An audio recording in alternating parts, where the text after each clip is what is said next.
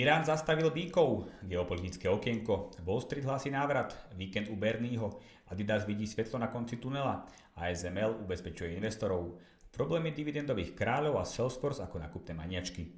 Moje meno je Patrik Lahuta a toto sú Akcie 10 minút.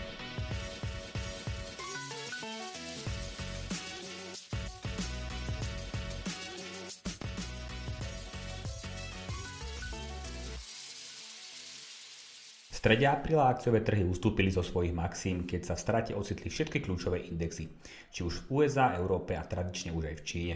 Môže sa to najmä minulotýždňová správa o americkej inflácii, ktorá má za následok pravdepodobné oddialenie znižovania úrokových sadzieb. Toto presvedčenie trhov ešte upevnila správa, že maloobchodné tržby v USA vzrástli medziročne o 0,7%, viac ako sa očakávalo, čo poukazuje na pretrvávajúcu silnú spotrebu Američanov. Zdá sa tak, že jediný, kto stojí v ceste Američanom na ceste k nižším úrokom, sú oni sami. Ďalším dôvodom, prečo sa finančným trhom nedarilo, je rozšírenie vojnového konfliktu na Blízkom východe. Po tom, čo Irán zaútočil na Izrael, sa očakáva ďalšia eskalácia napätia. To by sme ale nepovedali, veď máme vládu a prezidenta mieru a tak mali byť všetky svetové vojnové konflikty ukončené. Namiesto toho tu máme ďalší konflikt. Ako je to len možné? No to nevieme, ale dôsledky útoku poznáme. Zlato ako bezpečný prístav dosiahlo nové maximum $2400 za trojskú uncu. Naopak tzv. Virtuálne zlato aka Bitcoin odpísalo 8% a zamedlo k 60 000. O tom, že napätie vyvolalo rozruch aj v hlavách investorov, dokazuje index volatility známy ako VIX. Ten si po útoku pripísal za jediný deň 11% a stúpol na 5-mesačné maximum. Útok sa dotkol aj iránskej meny riál. Ten sa dostal až na úroveň 705 000 riálov za 1 americký dolár. Dovolenka v Iráne by sa teda teraz mohla oplatiť, ale musíte rátať s povinným nosením hitchbádov a nejakými tými raketami nad hlavou. S oslabovaním meny majú skúsenosti napríklad aj Turci, ktorých líra oproti euru klesla za rok o 40% a za 5 rokov 80%. Dôvodom je hlavne inflácia, ktorá v marci dosiahla príjemných 68,5% a naďalej zrýchluje. Bohužiaľ, alebo našťastie, Turci nie sú jednotka. V Argentíne sa môžu pochváliť marcovým zdražovaním na úrovni 288%. Skrotiť ju sa nedarí ani jej novému prezidentovi a ekonómovi v jednej osobe, Javierovi Milému, ktorý spustil v krajine legislatívne Eldorado. Pri geopolitickom okienku ešte zostaneme. Čína vykázala medziročný rast ekonomiky vo výške 5,3% vďaka silnej výrobe. Tým prevýšila svoj 5% cieľ a odhady analytikov, ktorí počítali s rastom o 4,6%. Napriek tomu sa na Čínou zmráka v dôsledku problémového sektora nehnuteľnosti, kde developeri padajú ako domčeky z karát, pretože ich domčeky sa nepredávajú. Napätie vyvoláva aj rýchlo rastúci štátny dlh. S rastúcimi deficitmi sa trápia aj Slovensko, ktoré si po novom nepožičiava najdrahšie v celej eurozóne. Nechcenú korunu si späť vzali Taliani, tomu hovoríme pokrok. Naďalej sme však v očiach investorov rizikovejší ako Gréci. Ešte raz, ako Gréci. Good idea, Slovákia. No nič, s geopolitickými rizikami sa musí rátať, ale v najbližších dňoch sa budú zraky investorov upierať na výsledkovú sezónu, ktorá rozhodne kam zamieria akcie v najbližších týždňoch. Výsledkovú sezónu začali už tradične najväčšie americké banky, ktorým sa v posledných mesiacoch darí výborne. Index S&P 500 Financial si za posledný rok pripísal 21%. Ako sa im teda darilo? Siedmička JP Morgan, Bank of America, Wells Fargo, Citigroup, Charles Schwab, Goldman Sachs a Morgan Stanley hlásia, že Wall Street je späť. Všetky spomenuté finančné spoločnosti dokázali prekonať očakávania analytikov z hľadiska tržeb i zisku. Ich komerčný biznis sa síce v dôsledku vysokých úrokových sadzieb dostal pod tlak, keďže firmy a domácnosti si menej požičiavajú, ale investičné bankovníctvo zaznamenalo silné oživenie. Príjmy týchto bank v prvom kvartáli medziročne stúpli až o štvrtinu, pretože rastie počet firiem, ktoré vstupujú na burzu, počet fúzií, emisí dlhopisov a tiež akvizícií. A to je voda na mlyn pre investičné banky, ktoré sú v tejto oblasti ako doma. Najočakávanejšou udalosťou týždňa boli ale výsledky Netflixu. Hoci pred 2 rokmi bulvárne plátky písali, že Netflix pomaly bankrotuje, keďže prvýkrát firma nevykázala rast používateľov, my sme sa na tom len trošku zasmiali. A vlastne asi aj trošku viac.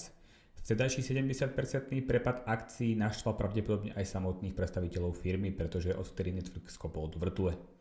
Zrušil možnosť delania účtu mimo domácnosti, pridal reklamnú verziu a výsledkom je, že počet jeho predplatiteľov sa od roku 2022 zvýšil o 40 miliónov a rýchlo rastli aj zisky spoločnosti. Pochybovači sú zrazu preč a akcie Netflixu odtedy pridali 250%. Solidne začala streamovacia spoločnosť aj rok 2024, keď jej počet používateľov vstúpil o ďalších 9,3 milióna, čo bolo dvakrát viac ako očakávali analytici. Ide tak o najlepší vstup do nového roka za posledné 4 roky.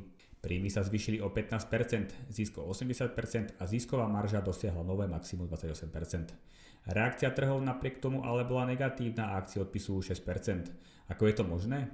Wall Street nie je úplne spokojná s výhľadom manažmentu na rok 2024 a taktiež s oznámením, že Netflix už nebude reportovať vývoj počtu používateľov. Niektorí investori totiž tento krok vyhodnotili tak, že podobne rýchly rast už Netflix nečaká. Svoje aspoň čiastočné čísla reportovali počas týždňa aj 2 z 5 najcennejších európskych firiem. Medzi nimi aj luxusná skupina Louis Vuitton Moet Hennessy. Firma najbohatšieho človeka planéty Bernieho Arnaulta, ktorá združuje viac ako 60 luxusných značiek, potešila solidnými výsledkami. Za prvý štvrť rok dosiahla príjmy na úrovni 20,7 miliardy eur a jej akcie si následne pripísali 5%. Tým stúpol Arnaultov majetok o pekných pár miliárd. To bude pekný víkend u Bernieho. Pekný víkend môže byť ale aj v Adidase. Výrobca športového oblečenia sa síce v posledných rokoch vyslovene trápi rovnako ako celé odvetvie so slabým dopytom a nadmernými zásobami, avšak zdá sa, že konečne mu svíta na lepšie obdobie. Akcie Adidas po prepade hodnoty o 2/3 si v tomto roku pripísali už 21% a za rok a pol viac ako 100. Adidas zaznamenal v prvom kvartáli silný rast zisku a zvýšil tiež svoj výhľad prevádzkového zisku na rok 2024 na 700 miliónov eur. Obrat prichádza po tom, čo minulý rok spoločnosť vykázala svoju vôbec prvú stratu za 30 rokov. Za podobný comeback sa modlia aj akcionári hlavného konkurenta Nike, pretože akcie lídra na trhu tento rok odpísali 11% a za posledných 12 mesiacov štvrtinu.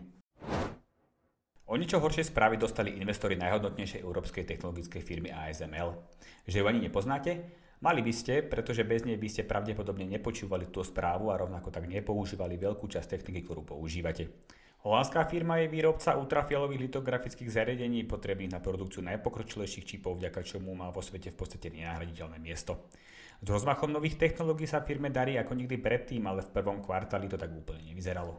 Podnik dosiahol pokles príjmov o 22% a zisku dokonca o 37% po rekordnom minulom kvartáli. To je trochu negatívnym prekvapením, keďže súčasné výsledky ešte neboli ovplyvnené obmedzením holandskej vlády, ktorá zakázala export niektorých špecializovaných zariadení ASML do Číny. Vedenie firmy očakáva silnejšiu druhú polovicu roka, predpokladá, že s novým ekonomickým cyklom sa príjmy firmy do roku 2025 zvýšia na 30 až 40 miliard eur a do konca roku 2030 na 40 až 60 miliard, zo súčasných necelých 28 miliard. Akcie firmy v reakcii odpísali 7%, ale investori nemajú dôvod na plač.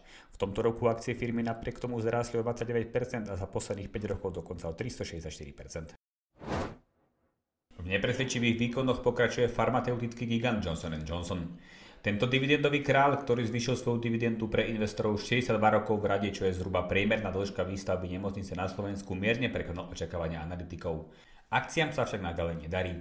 Napriek býčiemu trhu akcie tento rok stratili 9,5% a na aktuálnej cene sa obchodovali ešte v roku 2019. Investorom chýba rast, ktorý si vedenie firmy sľubovalo od oddelenia svojej spotrebiteľskej zdravotníckej divízie v minulom roku s cieľom zamerať sa na farmaceutické odvetvie a vývoj zariadení. Zatiaľ to ale veľmi nevidno a na obzore taktiež nie sú žiadne nové zázračné lieky ako z dielne Novo Nordisk či Eli Lilly. Tie prišli so svojimi liekmi na cukrovku a obezitu a tie ich vyšvihli na miesto dvoch najcennejších farmaceutických spoločností sveta. Ešte vo väčších problémoch sa ocitol ďalší dividendový král 3M. V súvislosti s priemyselným koncernom sa dokonca nahlas hovorí, že by o svoj prestížny titul mohol prísť. Nie je totiž jasné, či bude firma schopná svoju dividendu zvyšovať naďalej, pretože čelí mnohým súdnym sporom. V súvislosti s jej údajne škodlivými vojenskými štúplami do uší má na stole až 230 000 žalôb a tiež právne vyrovnanie za znečisťovanie chemickými látkami za 10 miliard dolárov. To pritom nie sú jediné právne spory, ktorým firma čelí. Možno by mohol manažment podniku zvážiť presun na Slovensko. U nás sa vie právo ohýbať rôznymi spôsobmi. Rozruch medzi investormi počas týždňa spravila aj spoločnosť Salesforce. Historicky najrýchlejšie rastúca softverová firma na svete si v minulosti viackrát vypomohla akvizíciami menších firiem.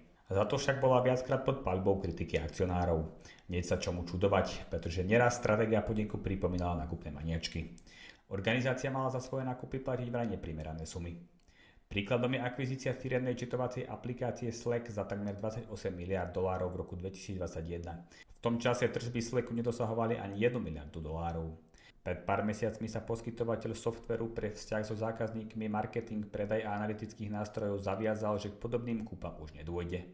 Nuž predstaviteľov asi svrbeli pršteky alebo peňaženky, pretože toto odhodlanie dlho nevydržalo. Objavili sa totiž správy, že Salesforce má v hľadačiku firmu informatika, ktorej kapitalizácia dosahuje 10 miliard dolárov. Potenciálna cena by ale bola výrazne vyššia a trhom sa to opäť nepáči, keď poslali akcie firmy nižšie o 6%. To by bolo z tohto týždňového podcastu Akcie na 10 minút všetko. Zhrnutie pre vás pripravili analytici z akcie.sk. Ďalšie informácie zo sveta finančných trhov nájdete na našej webovej stránke akcie.sk alebo na našich sociálnych sieťach ako Facebook, Instagram, Twitter či Threads. Ja sa s vami lúčim a prajem pekný víkend.